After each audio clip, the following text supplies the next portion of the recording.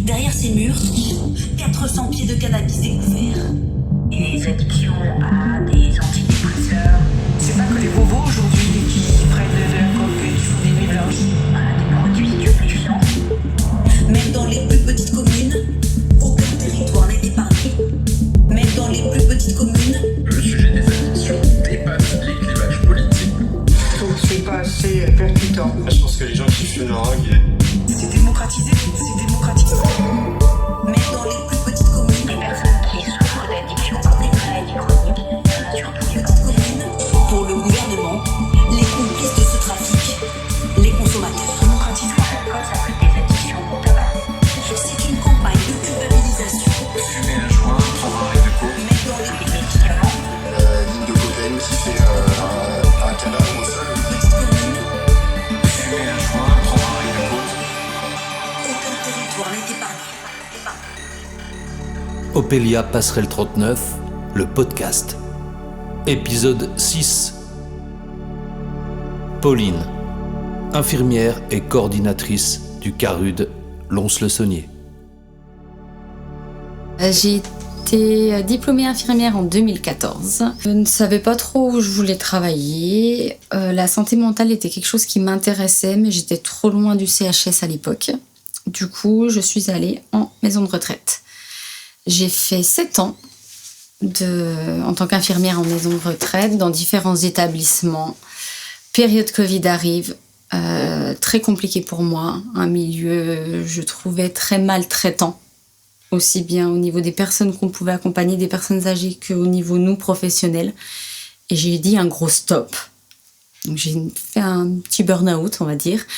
Et j'ai toujours voulu bosser en addicto. J'avais fait mon stage de 3e année à l'époque à Blétran. C'était une découverte, je connaissais pas du tout. Et à la suite de ça, une copine m'envoie une annonce. On cherche sur Saint-Claude, en addicto, Opélia Passerelle 39, une infirmière sur Saint-Claude. Je me dis, bon, c'est pas très loin de chez moi, allez, je tente. J'envoie ma lettre de motivation, mon CV. Et là, jour de mon anniversaire, je reçois une réponse comme quoi je suis attendue pour un entretien. Voilà. Donc je vais à l'entretien. Et puis, ça s'est super bien passé. J'étais super contente. Je m'étais pas plus renseignée que ça de l'association au départ. Je me suis dit, je vais y aller au feeling, voir le ressenti. Et puis, j'ai eu ma réponse comme quoi j'étais retenue. Donc au départ, à 20% sur l'unité mobile du CARUD et j'étais à 80% sur le XAPA Antenne Saint-Claude. Voilà. Entre-temps, quelques mois après, j'ai évolué. Passage à 40%, principalement sur l'unité mobile CARUD et 60% du coup sur l'antenne XAPA Saint-Claude. En janvier de cette année, j'ai pris la mission de coordination du CARUD dans l'objectif où aussi c'était de pouvoir passer à 100% sur le CARUD en tant qu'infirmière. Ça fait du coup plus de 3 ans que je suis à Passerelle 39 et ça a été une vraie révélation professionnelle. Je pense que ça m'a sauvée. Moi, personnellement, professionnellement, j'ai pu remettre du sens à ce que je faisais au quotidien, que j'étais pas dans le faire, mais dans le comprendre pourquoi je faisais ça. Si on m'avait dit il y a 5-6 ans en arrière, oui, tu vas arrêter les pansements, les prises de sang, mais ça va pas en fait, c'est la base. Oui, sauf qu'en fait, on n'est pas des machines. Et le soin, il se décline sous plein d'autres formes, en fait. L'accompagnement fait partie du soin. L'accueil fait partie d'un début de parcours de soins. Donc, et c'est ça que j'avais tout à apprendre. Et moi, j'aime bien relever les défis. J'aime bien les challenges. Et même si je me prends beaucoup la tête. Et du coup, ça a été une vraie révélation. Montage de plusieurs projets saisonniers qu'on a mis en place sur le Haut-Jura, qui tournent avec des points positifs, des points négatifs, mais on peut se réajuster pour pouvoir essayer d'augmenter cet aller vers des personnes qui ont plus de difficultés à venir vers nous. Donc voilà, et l'aventure continue, quoi.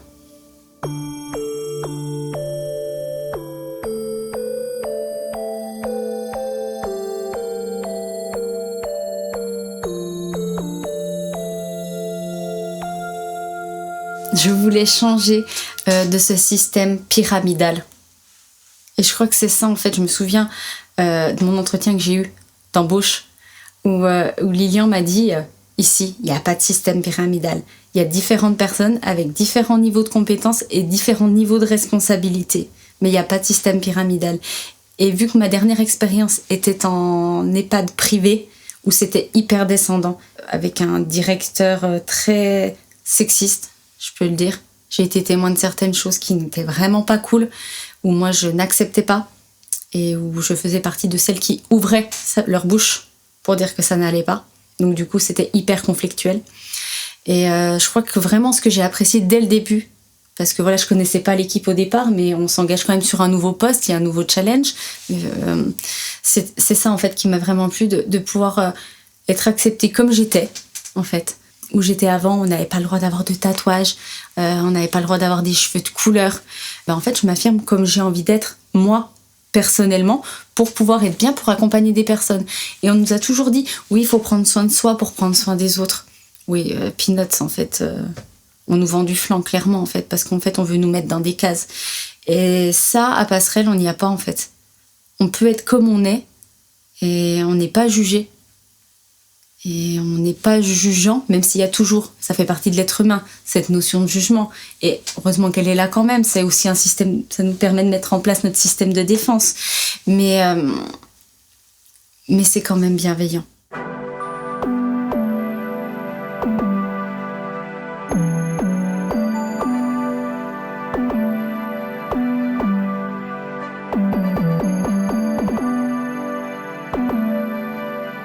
Avec du recul, maintenant, on prend quand même tous soin des autres, mais aussi bien pro que personne accompagnée.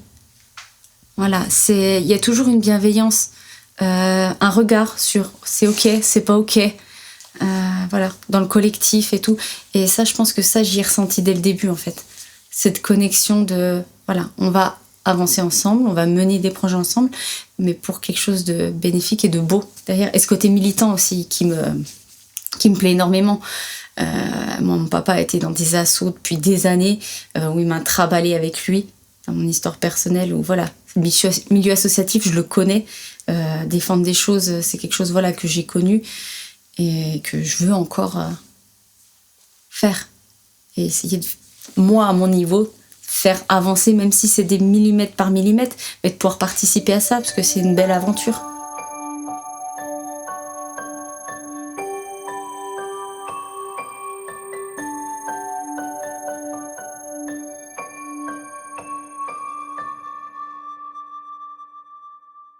J'ai 10% en fait de mon temps qui est dédié à de la coordination, donc c'est de la coordination de terrain, tout ce qui est réseau partenarial, etc. Que les infos, je suis au même niveau que mes collègues, il n'y a pas du tout de niveau hiérarchique, clairement, et ça j'en veux pas. Moi j'appelle ça comme un fil rouge, un fil conducteur en fait, entre l'équipe, dont je m'inclus, et la direction, pour faire remonter les infos sur les différents projets, les rencontres partenariales, etc. Et éviter d'engorger tout le temps en fait aussi de mails, la direction, etc. Les personnes qui sont au-dessus de nous pour donner les infos en temps réel, quoi.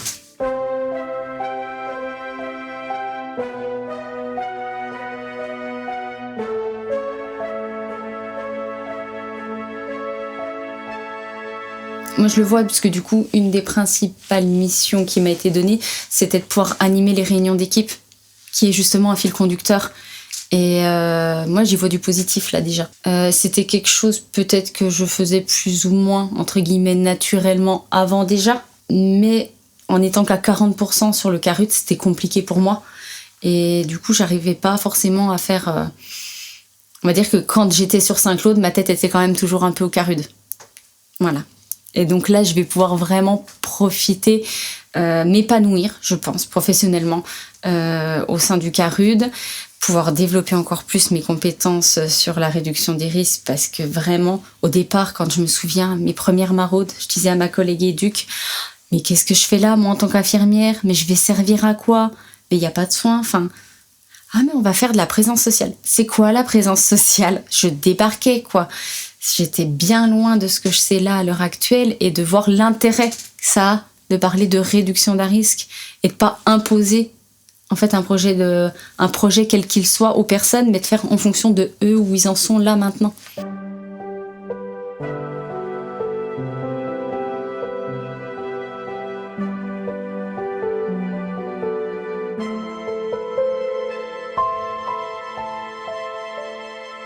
Ouais, cette mission de coordination permet vraiment de pouvoir, on va dire, tout rassembler les infos au même endroit afin de pouvoir transmettre aussi à la direction.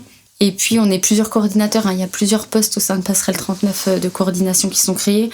Et donc, on a un nouveau coordinateur sur l'antenne de Saint-Claude et au niveau de la consultation jeunes consommateurs aussi. On a un super camping-car surnommé Badvan par notre cher directeur. Nous avions Tornado avant, qui est parti en renfort auprès des collègues de Mayotte. Et donc, Badvan est un camion aménagé mode camping-car qui permet en fait de transposer les missions du CARUD à l'extérieur, en dehors des murs, auprès des usagers de tout le département. Alors après, on n'intervient pas sur tout le département à l'heure actuelle, mais on a une mission départementale. Et l'idée est de pouvoir aller à des points un peu plus stratégiques. Donc, on a commencé à développer Dole au niveau de la mobile, où on a créé un lien partenarial aussi avec Copagir, qui s'occupe de l'accueil de jour de Dole, où on peut proposer du dépistage, de la délivrance de matériel, de l'accompagnement social, réorientation vers les partenaires de secteur, du coup. Moi, en tant qu'infirmière, je peux faire du petit soin, s'il y a besoin aussi. Ça peut être de la réassurance, ça peut être de l'écoute, proposer un temps d'écoute autour d'un café, sur notre petite table à l'extérieur, voilà. Tout dépend les attentes et les besoins de la personne, en fait, qui vient nous voir. On fait de la maraude, donc repérage de squats, faire du lien avec les personnes de la rue. Voilà, donc suivant la politique de la ville, c'est plus ou moins compliqué. Et du coup, c'est un frein pour nous aussi. Donc là, après, on va aller chercher auprès des partenaires de secteur, essayer de trouver un appui. On va essayer de croiser des personnes en rue, poser des questions. Et puis petit à petit, c'est du travail de fourmi. Mais on lâche pas et puis ça va finir par fonctionner, Et on voit déjà que ça fonctionne à certains moments.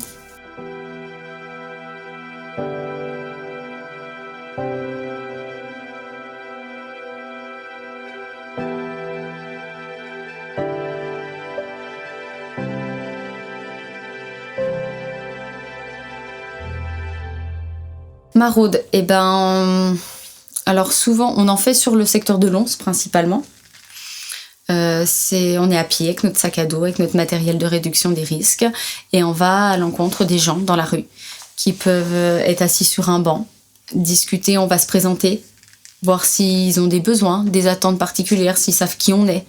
On va essayer de voir un petit peu sur plus peut-être aussi des fois des maisons désaffectées, s'il n'y a pas des gens qui y habitent ou qui sont en situation précaire. Voilà, voir un petit peu s'ils ont besoin ou s'ils gèrent et juste leur dire si vous avez besoin, on est là et on est à un tel endroit. L'idée de la maraude, c'est de pouvoir aller vers les personnes qui sont en rue ou en situation de grande précarité ou précarité tout simplement et de pouvoir, s'ils le souhaitent, les ramener du coup sur l'accueil collectif, leur proposer une douche, de discuter de leur consommation, d'échanger avec eux en fonction de leurs besoins, de leurs attentes, leur expliquer le fonctionnement du service.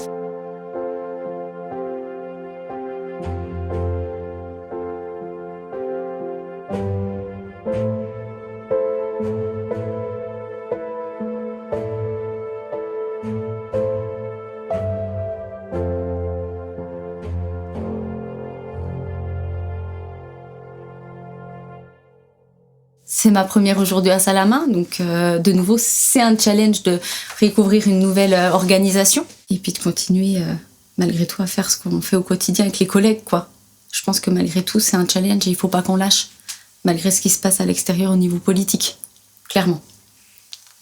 Faut pas qu'on lâche, faut qu'on montre qu'il y a de l'intérêt. Si on fait ça, c'est pas pour rien. En fait, c'est qu'il y a des besoins et que c'est pour des bénéfices derrière.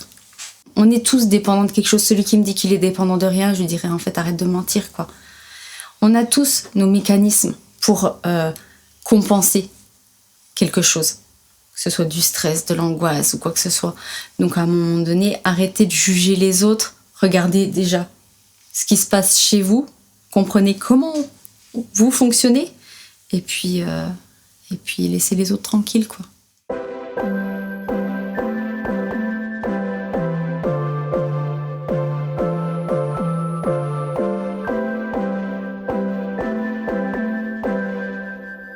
maintenir ça à la main. Ouais, effectivement, j'en ai pris plein la tronche ce matin. Voilà, c'était quelque chose que je connaissais pas. Ça correspondait pas du tout à la vision que je m'étais fait au départ, mais parce que tant qu'on n'a pas vu, on se projette sur des choses qui sont peut-être complètement à côté. Mais le lieu est juste magique, hyper ressourçant. J'ai vu les personnes qu'on a accompagnées s'épanouir. Voilà, à faire des choses pour certaines simples, de la musique, repeindre une clôture, des trucs tout bêtes, mais où je les vois sourire. Et des fois, on les voit pas sourire sur du collectif, etc. Là, ils sont en extérieur, ils vivent pleinement. Il y a pour tout le monde, pour toutes les compétences. Voilà. Et c'est du coup un lieu qui, pour moi, pourrait encore être ouvert à d'autres personnes, à tout le public en fait qu'on accompagne. Ça, j'ai envie de dire, tiens, peut-être ce serait un challenge, tu vois. Après, c'est le premier jour, donc c'est la première fois que je viens, donc à voir. Mais je me dis, voilà, il y a peut-être d'autres personnes en fait qu'on pourrait accompagner. Alors, je pense qu'on peut faire vraiment de belles choses en fait avec ce qui se passe.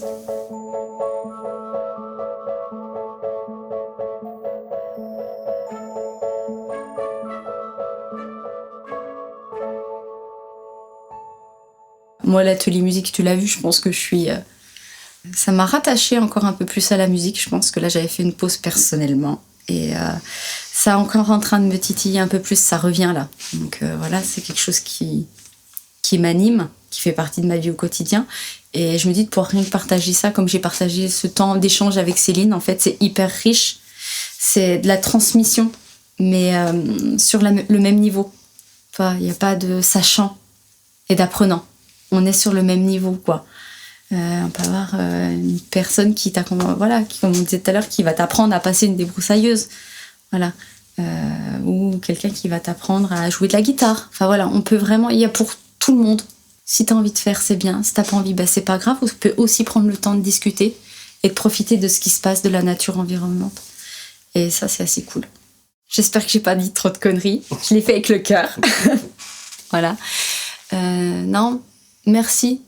Moi, je dirais merci à toi, en fait, de nous donner l'opportunité de dire ce qu'on ressent réellement, sans forcément qu'il y ait de filtre. Enfin, là, vraiment, je l'ai dit, Pauline, en tant qu'infirmière, ce que je t'ai transmis, et pas j'ai une étiquette au-dessus de ma tête, en fait, tu vois, de professionnel, à être irréprochable. En fait, ça nous arrive de dire des bêtises, mais et c'est pas grave. Et heureusement qu'on en dit, en fait, parce que sinon, ce serait bien triste. Et donc, merci, en fait, de nous donner l'opportunité à toi de pouvoir transmettre ça aussi, quoi.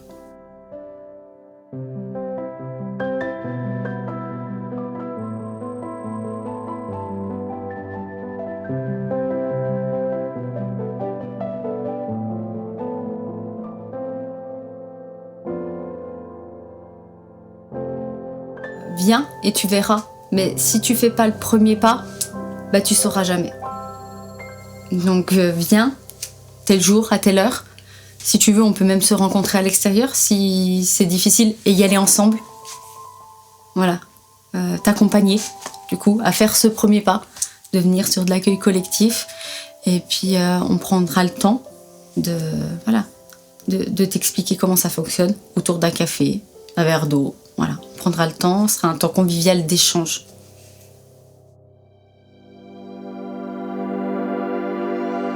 Opélia, passerelle 39, 15 avenue d'Offenbourg, 39 000, Lons-le-Saunier. Contact 03 84 24 66 83. Démocratiser, c'est démocratiser. Même dans les plus petites communes, Les personnes qui souffrent d'addiction, des maladies chroniques, il y en a sur tous les bords. pour le gouvernement, les complices de ce trafic, les consommateurs. Démocratiser. L'alcool, ça peut être des addictions au tabac. C'est une campagne de culpabilisation. Fumer un joint, prendre un riz de coke. Même dans les Les médicaments, Ligne de cocaïne qui fait un canal au sol. petites communes, Fumer un joint, prendre un riz de coke. aucun territoire n'est épargné.